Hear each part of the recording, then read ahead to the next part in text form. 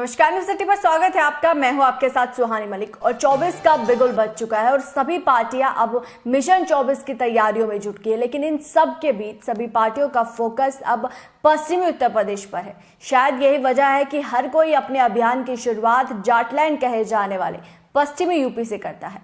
एक तरफ आरएलडी अध्यक्ष जयंत चौधरी अपने सदस्यता अभियान के तहत पश्चिमी यूपी के गांव-गांव जाकर पार्टी को मजबूत कर 24 के किले को फतेह करने का रोडमैप तैयार कर रहे हैं, तो वही जयंत चौधरी के इस मकसद को नाकाम करने के लिए बीजेपी ने भी अपनी चाल चल दी है।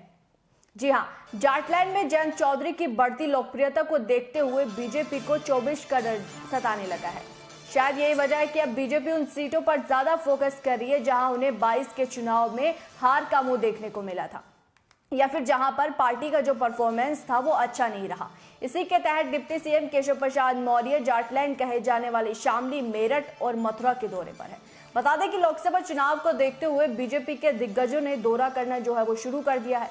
30 जून को बिजनौर में अमित शाह आएंगे, 28 जून को मुजफ्फरनगर में भूपेंद्र चौधरी आएंगे। बीजेपी ने उत्तर प्रदेश की 80 लोकसभा सीटें जीतने का लक्ष्य रखा है, तो वही जयंत चौधरी ने भी अब अपना प्लान 12 तैयार किया है, जिसे बीजेपी की घेराबंदी के रूप में देखा जा रहा है। दरअसल जयंत चौधरी पश्चिमी यूपी के 12 लोकसभा सीटों पर मजबूती के साथ तैयारी कर रहे हैं। वो कौन कौन सी सीट है, चले पहले आपको वो समझाते हैं, जिसमें बागपत, कैराना, मुजफ्फरनगर, बिजनौर, नगीना, अमरोहा जैसे नाम शामिल है, जबकि गाजियाबाद, बुलंदशहर, मथुरा, हाथरस और फतेहपुर सीकरी इनका इनमें जिक्र है। इन सभी लोकसभा सीटों पर जयंत चौधरी बारी बारी से सदस्यता अभियान चला रहे हैं और जयंत चौधरी का पूरा फोकस गली गली, गांव गांव जाकर लोगों को जोड़ने का है। रालोद ने 24 के चुनाव में कोई सीट जीती और ना ही 19 के चुनाव में कोई सफलता हाथ लगी। अब इन दोनों चुनाव में हुई हार का बदला 24 में लेने की तैयारी है। जयंत चौधरी एक तरफ लोकसभा में खाता खोलने की तैयारी में जुटे हैं, दूसरी तरफ बीजेपी के विजय रथ को रोकने की भी कोशिश कर रहे हैं।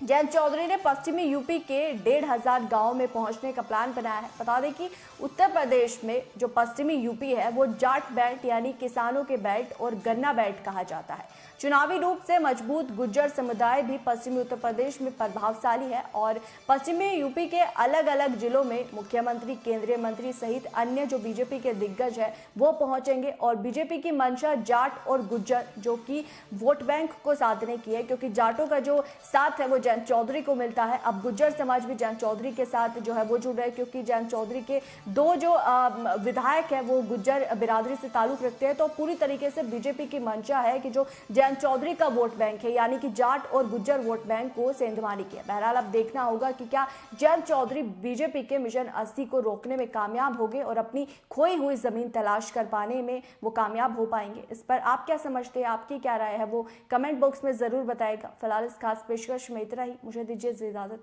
नमस्कार।